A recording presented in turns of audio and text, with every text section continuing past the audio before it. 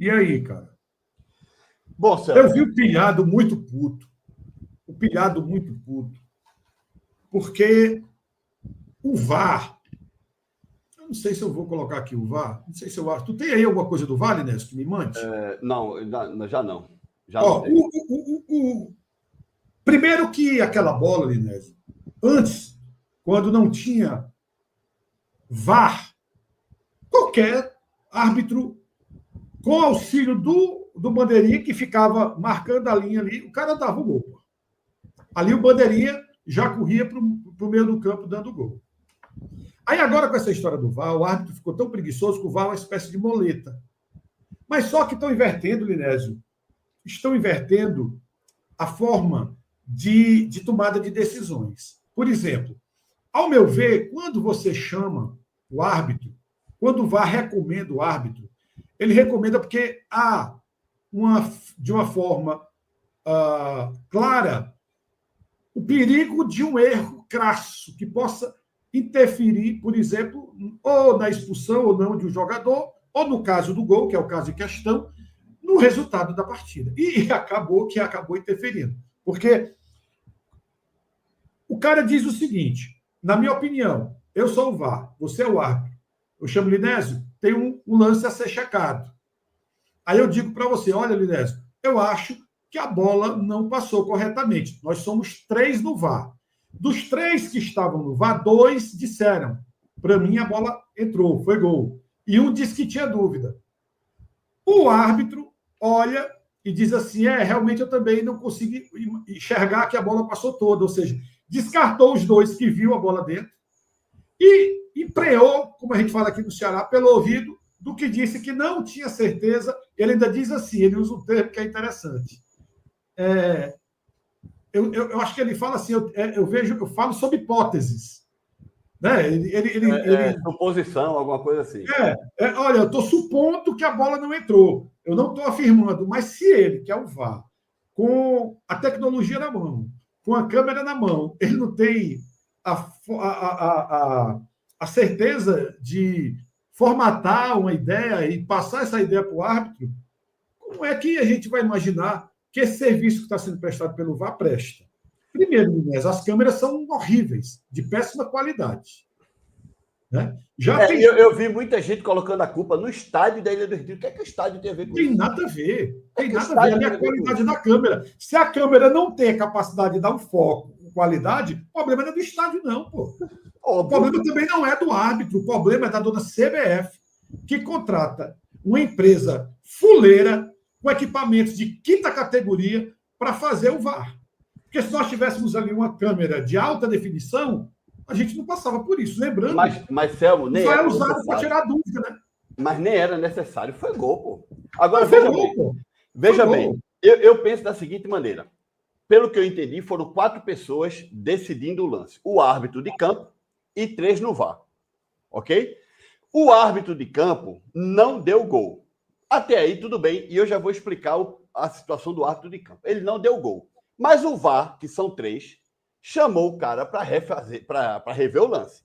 Do VAR, aparentemente, o principal do VAR não deu gol e os outros 2 secundários disseram que foi gol. Mas esses 2 secundários estão lá para ajudar, não é? Então, veja bem, era o voto de 2 contra 1. 2 contra 1, quem ganha? 2, pô. Então, teoricamente, o juiz de campo deveria ter escutado a opinião da maioria e ter dado gol. Eu acho que o juiz de campo não deu gol porque ele também não deu gol. E aí juntou a opinião do juiz de campo mais o árbitro principal do VAR, que também não deu gol, e aí o juiz preferiu manter a decisão de campo, que foi não gol. Mas assim... O Jefinho. Foi muito gol. Assim, foi muito gol. Foi gol do Fortaleza. A bola passou completa, pô. Completa. Dá para notar que a bola passa completa na linha do gol. Foi gol do Fortaleza. Agora, eu não tenho nada a ver com isso, o Celso não tem nada a ver com isso, o Sport não tem nada a ver com isso, a Ilha do Retiro não tem nada a ver com isso. Tanto é que eu notei que a torcida do Fortaleza entendeu que nós não temos nada a ver com isso, porque não colocou a culpa no estádio, não colocou a culpa na torcida do Sport, até porque a grande maioria dos torcedores do Sport, e eu posso até dizer que dos criadores de conteúdo, todos disseram que foi gol. Eu disse que foi gol. O Felipe Luna disse que foi gol. O Luiz Heitor disse que foi gol. O Elton Araújo disse que foi gol. O Jefinho disse que foi gol. O Nicolas Lima disse que foi gol. O Roberto Nascimento, a princípio, se negou, mas depois fez um vídeo se retratando, admitindo que foi gol. Foi gol, gente. Foi gol. Então aí foi um erro da arbitragem, que deveria ter seguido o VAR, que 2 pessoas disseram que foi gol e apenas uma disse que não foi gol. E aí, Selmo, as pessoas começam a criar teorias da conspiração, né? Presta atenção, teoria. Ah, não, é que esse árbitro do VAR apostou no empate. O pessoal começa a dizer, né? Apostou no empate, né? Aí não rola. Não, mas sabe por que isso acontece? Porque recentemente foi pego um árbitro de VAR apostando ali em bets. Surgiu essa notícia, vazou aí essa notícia de que alguém ali da comissão, de um jogo qualquer aí, do VAR, estava apostando em bet. Entendeu, Selmo? Agora tem um detalhe, né, Linésio? Paralelo a tudo isso, uma coisa a gente tem que dizer, né? Erra contra o esporte, erra a favor do esporte. Só um momento. Desculpa, Selmo, só um momento. O árbitro, se ele não deu gol, tudo bem, porque o lance é muito rápido, pô. Agora, com a tecnologia, ele deveria ter mudado a opinião, né? Não tem a menor dúvida, não tem a menor dúvida. Agora, também lembrando que ele não dá gol, erra ele, erra o bandeirinha, erra o quarto árbitro, erra a turma todo dia que está ali, né? Ou seja... eu notei que os bandeirinhas atualmente estão muito mal posicionados. Muito mal posicionados. Parece que o trio de arbitragem, que é o árbitro principal e os 2 bandeiras, vão agora para o campo apitado, tipo, se der bronca, chama o VAR. Pronto. Entendesse? Porque eu notei que os bandeirinhas estão muito mal posicionados, pô. Os caras não estão correndo mais na linha do impedimento. Os caras não estão vendo se a bola passa ou não a linha do gol. Entende, Selma? Das duas, uma. Ou é falta de preparo físico, dos bandeirinhas estarem correndo de um lado para o outro, porque às vezes o jogo está muito movimentado, né?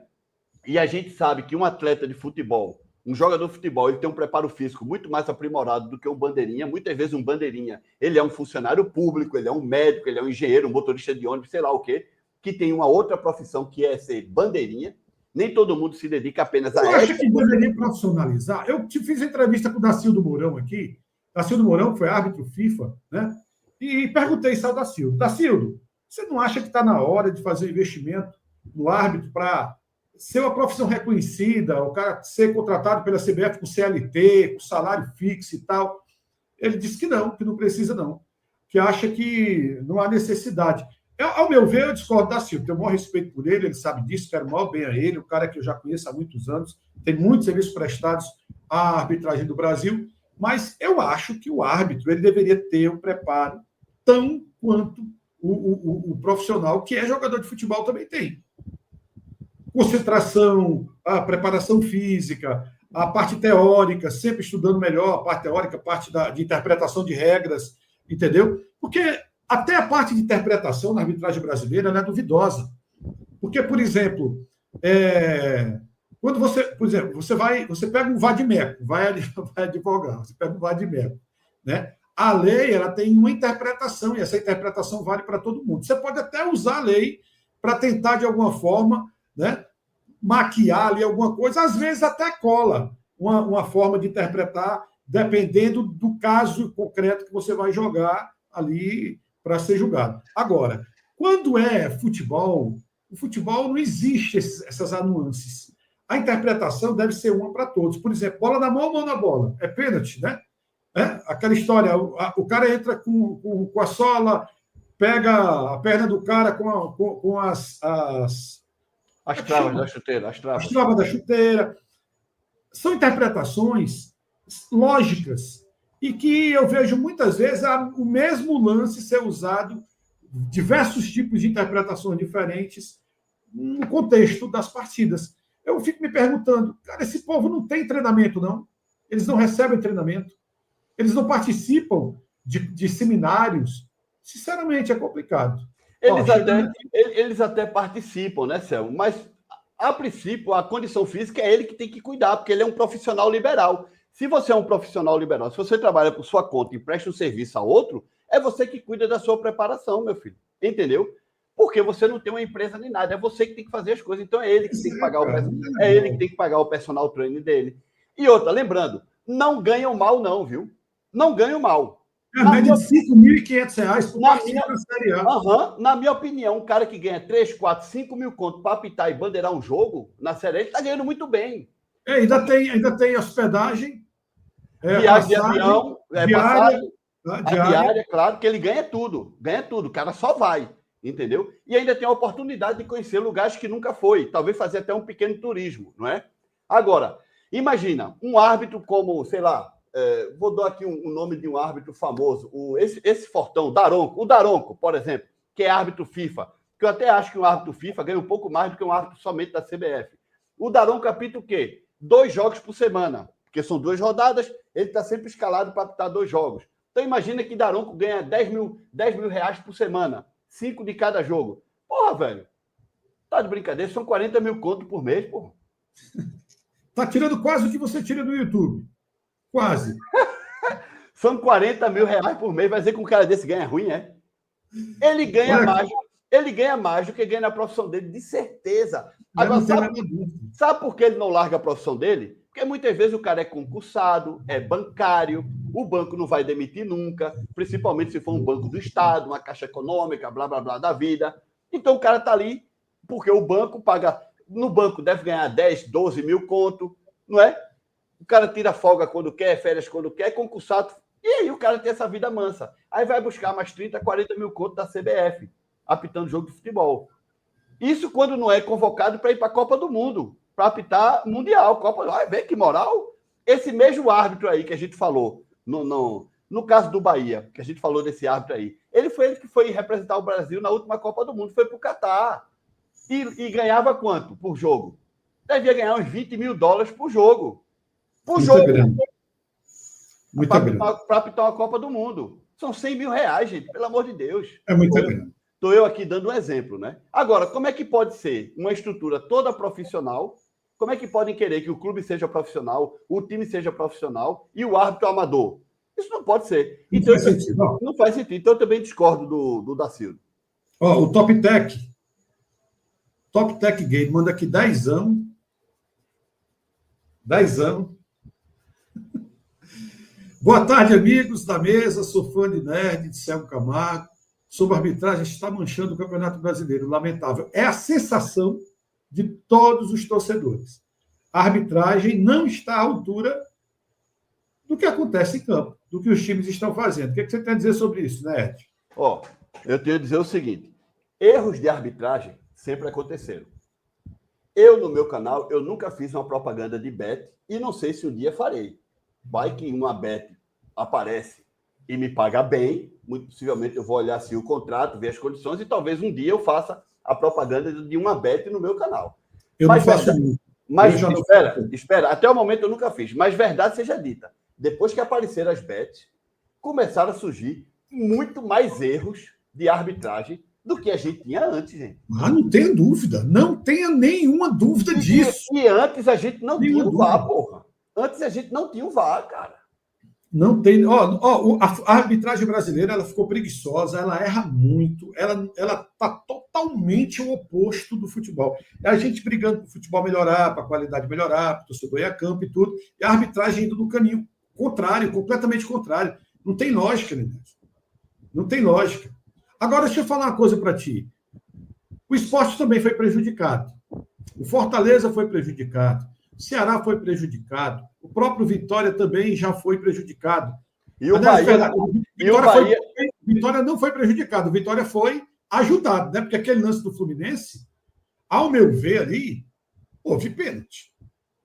E teve o Bahia também, que quase foi prejudicado contra o Santos. O Bahia, porque o VAR salvou a arbitragem ali. Não, porque aquilo foi descarado demais. A bola bateu na cara do Eric Puga. E digo mais, se preparem. A qualquer momento vai começar a Operação Salva Santos, viu? Porque a galera não vai deixar Neymar ser rebaixado, não. Se preparem. Estou só alertando. É verdade, é verdade.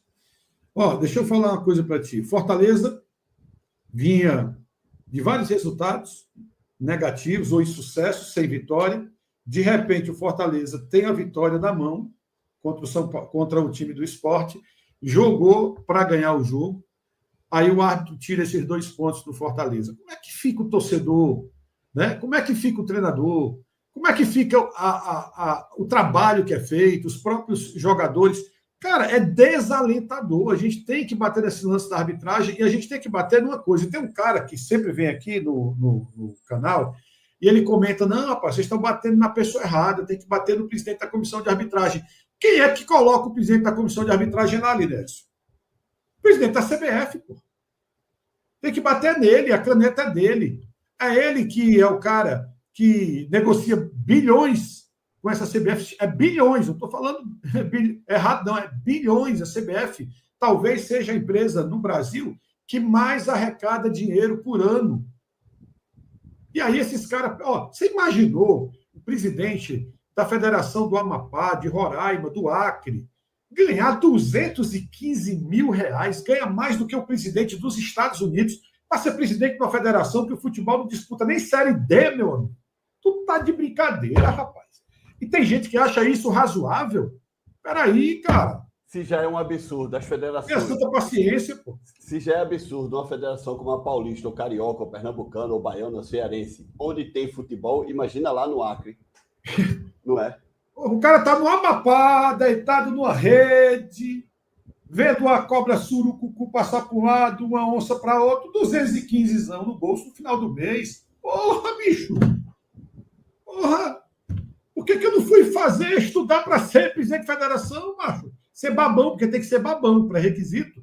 É tu começar lá, babá, e o cara morre e bota... Aí já fica os babões. Aqui... no futebol cearense já há uma preparação para o filho do atual presidente assumir a federação. Ora, pai, se eu pudesse passar para o Matheus aqui, ou para o Rickson, 215 mil continho, bem fininho, assim, bem, sabe, limpo e seco no final do mês eu passava. Eu botei os dois só para trabalhar, vamos trabalhar, para ser gente na vida. Graças a Deus estão aí. Não dei nada a ninguém. Porque ninguém me deu nada. Eu sou filho de policial militar com a costureira. Trabalhei, estudei pra caramba para conseguir a minha vida.